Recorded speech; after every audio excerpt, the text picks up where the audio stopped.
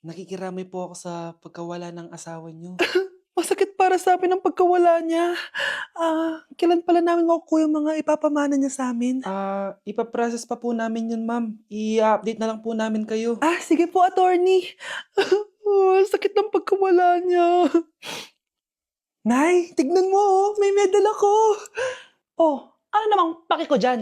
Di ka ba proud sa akin? Hindi. At wala akong paki sa'yo. Iniwan ka na ng tatay mo, di ba? Kaya pwede ka na umalis dito. Bakit ka ba ganyan sa akin, Nay? Huwag mo nga akong matawag-tawag na nanay dyan. Kadiri. Hindi kita anak. Ang nanay mo, wala na. Malandi kasi. Nay, gutom na ako. Ay, gutom na baby ko. Wait lang, mag-order ako ng steak for you, ha? Yay! Steak, my favorite! Ampun lang pala ako. Nasaan na yung totoo ko, nanay?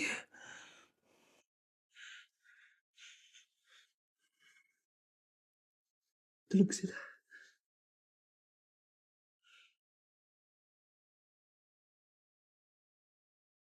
Nasaan na yun? Ito ba si nanay? Sino ba ito tumatawag na to? Muntik na yun. Attorney? Hello, ma'am. May update na po sa ipapamana ng namatay niyo pong asawa. Sige. Punta ka dito sa bahay. Sa wakas, ito na yung araw na pinakahihintay ko. Hoy, ikaw! Pag dumating dito si attorney, magtago ka. Hindi niya pwede malaman na may isa pang anak ang asawa ko. Sige po.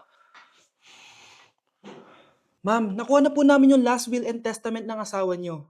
Ang nakasulat po dito ay, ang 50% ng kayamanan niya ay mapupunta po sa inyo. Mali ata yan, attorney. Dapat 100% ang mapupuntang kayamanan niya sa amin. Kami lang ang pamilya niya eh. Bali, ma'am, ang nakasulat po kasi dito ay ang isang 50% po ay mapupunta sa isa niyang anak. Ano? Baka yan yung isa naming anak na nawala? Oo, sa amin na lang yan. Ako! Ako ang isa pang anak ni Ramon. Anak! Umagang-umaga, cellphone agad hawak mo? Tignan mo ito napanood ko. Huwag mag-cellphone agad pagkagising mo sa umaga kasi pinapataas mo lang ang stress levels mo. Ano ba naman yan, Nay? Oh, doktor na may sabi ha. Tigilan mo na yan. Maniniwala pala tayo sa doktor. Sige. Grabe, ang init. Paliligo na nga ako. Nay, may napanood ako oh. Kung may nagsabi sa'yo na dapat kang maligo araw-araw, isang malaking kasinungalingan yan. Oh, sabi ng doktor na, bawal daw maligo araw-araw. Ba't ka naliligo? Oh, sige, din ako maliligo. Kung akala mong healthy ang mga prutas, pakinggan mo tong sasabihin ko. Oh, Nay, nagsalita na yung doktor ha. Huwag ka na kumagat dyan. Pati ba naman prutas? Ay, magmamatcha na lang ako. Kung akala mong healthy ang mga matcha, pakinggan mo tong sasabihin ko. Hala, sabi ng doktor, hindi daw healthy yung matcha, Nay. Huwag mo na inumin yan, ha? Pati matcha bawal? Sinisira mo ang utak mo sa paggamit ng mga betchin. Oh, Nay, sabi ng doktor, sinisira mo daw utak mo. Huwag ka na maglagay niyan. Tama na! Oo na, lahat ng ginagawa ko masama sa akin. O sige na, ititigil na ako. Basta mag-cellphone na ako, ha. Sige na, mag-cellphone ka na. Pero huwag ka magpupuyat, ha. Masama pa rin yon. Malaking kasinungalingan yung sinasabi nilang bawal ka magpuyat. Anong sabi mo, Nay? Sabi ng doktor, pwede naman eh. Bye! Kuya, sundan mo yan. Sige po, ma'am. Sinasabi ko na nga ba eh. May tinatago ka sa akin. Ayan, kuya! Huminto ka dito! Maglolo ko ka na nga lang sa matanda pa. Hoy, bayad mo! Humanda ka talaga sa akin.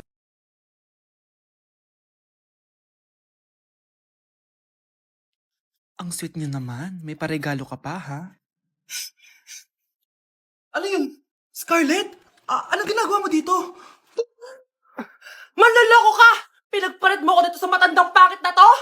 May paregalo ka pa, ha? Sa akin nga, wala ka binibigay na regalo, eh. Scarlett, magpapaliwanag ako. Manahimik ka. At ikaw naman, matandang pangit, sayong-sayo na tong boyfriend ko. Magsama kayong dalawa. Aba, walang respeto tong girlfriend mo, ah. Ano pinagsasabi mo, Scarlett? Nanay ko to. Excuse mo lang yan. Mukha nga nagtatago ka kanina eh. Nagtatago ako kasi isusurprise namin yung tatay ko. Ganitong babae ba yung gusto mo, anak? Yung walang modo? Nay, pagpasensyahan niyo na siya. Tita, sorry po. Anong sorry? Matandang pangit ako, di ba? Lumayas ka dito, babae ka. Sorry na, tita. Ayaw mo lumayas, ha? Brownie! Good boy! Tumakbo ka na! Nay! Impostor? Bakit nandito ka, ha? Walang iya ka? Bakit mo ako ginagaya, ha? Baka nakakalimutan mo. Nanay mo ang sumira ng mukha ko. Ha? Wow! Hoy, Sofia! Tandaan mo! Katulong ka dito, di ba? Huwag kang paupa-upo lang dyan. Ma'am, kakatapos ko lang po maglinis. Nagpapahinga lang po ako. Talaga sumasagot ka pa sa amo mo, ha? Nay! Ang dumi pa dito, oh! Hindi niya ginagawa na maayos yung trabaho niya. Walang iya ka? Madumi pa pala dito? At nakuha mo pang magpahinga dyan? Paano nangyari yun? Ma'am, nilinis ko na po yan. Maniwala po kayo. O, eto. Yung mukha ko! Ang sakit! Ayan, pati mukha mo, dudumi na. Umalis ka na dito! Tatanggalin na natin ha. Buti na lang talaga mabilis kang gumaling. O ayan, kuhang-kuha yung mukha ng pinapagaya mo. Dok, kamukha ko nga siya. Pinag-ipunan ko talaga to. Nagtataka lang ako, yung ibang tao, mga artista yung pinapagaya ang mukha. Eh yung sa'yo parang normal na tao lang yung pinagaya mo. Dok, may kailangan lang akong gawin. Kung ano man yan, mag-ingat ka ha. Ano? Ikaw si Sofia? Napakawalang ya mo din no?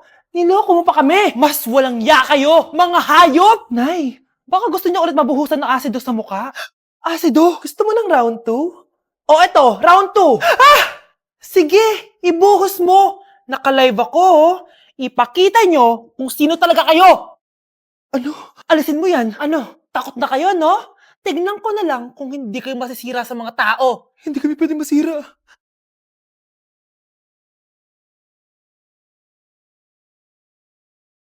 Kapag pinirmahan mo to, akin na lahat ng mga kayamanan mo. Oh, pirmahan mo na. Tita, wala naman ako field trip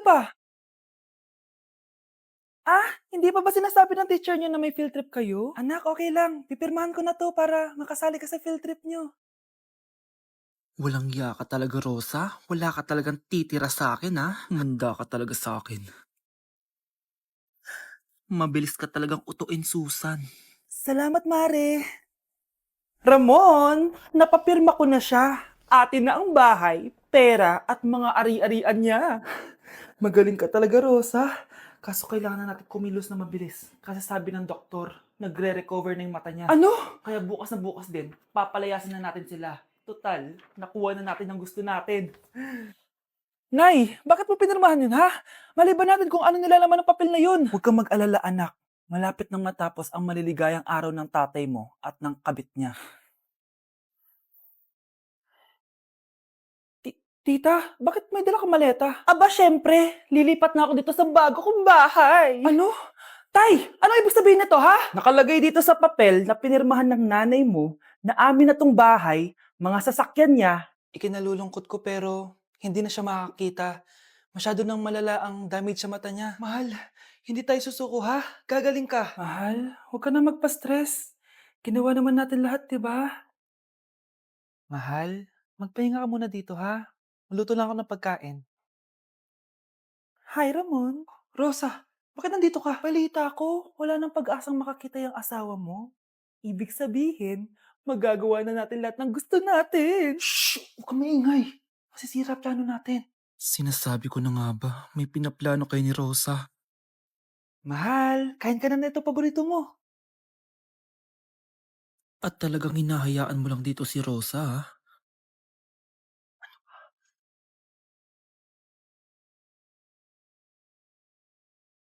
Walang ya kayo? Sa harap ko pa talaga at sa sarili. Ate, patay na natin to. Nakakatakot pala to. Parang mukha mo. Ano sinasabi mo? Eh, ikaw nga tong nakakatakot yung ugali. Aba, bakit? Ikaw nga to parang hindi pa nakamubon sa pagiging jeje mo. Bakit? Ano ba problema mo? Yang itsura mo, estetik ako, ikaw. Ako, jejemon ako. Ikaw. Body yung makeup ko, ikaw. OG look ako. Yung nanay mo nga naging ganito din ikaw. Mamahalin ng bag ko, ikaw. Domokun yung bag ko. Ikaw. Naka-iPhone ako, kaya malinaw ang mga pictures ko. Ikaw. Hala. Tating camera. Ako, meron akong housing. 3310. Kahit ipukpok mo to sa kokote mo, hindi masisira. Ikaw. Mga anak ko, I got a new bag. Nay, bumili ka na naman? Ilang araw na tayong walang makain. Tapos inunom pa yan. Nay, nagugutom na ako. Kayong dalawa, wala kayong karapatang magreklamo ha? Alak lang naman kayo ng tatay niyo sa una niyang asawa. Tatawag ko kay tatay. Akin na yung cellphone mo. Hindi mo na ito makukuha sa akin. Ate, natatakot na ako sa kanya. O ito, kumain ka na. Ate, ganito na lang ba talaga buhay natin? Hindi. Hahanap ako ng paraan para makausap si tatay. Love, padala ka naman ng 50,000, oh. Magbabayad kasi ako ng tuition ng mga anak mo. Tapos, ang dami pa nilang pinapabili. Tay, hindi totoo yan! Sinungaling siya! Wala na siya. Akala mo talaga makakasumbong ka? Talagang sinusubukan mo ko, ha? Walang iya ka talaga, tita! Ayan, diyan kayo nababagay. Ikukulong ko kayo dito. Wala akong pake kung anong mangyari sa inyo! Tay, tulungan mo kami. Ate, mamamatay na ba tayo dito? Tiwala lang, Kyle. Kakayanin natin to. Kyle? Ang taas ng lagnat mo. Tita, tulong! Dali natin sa hospital si Kyle! Ang ingay naman ng mga yun. May bago na naman akong bag. Kyle, delivery po. Salamat naman, dumating na yung bago ko cellphone. Oh, ano pa ginagawa mo dyan? Binayaran ko na to sa online. Tama nga sila.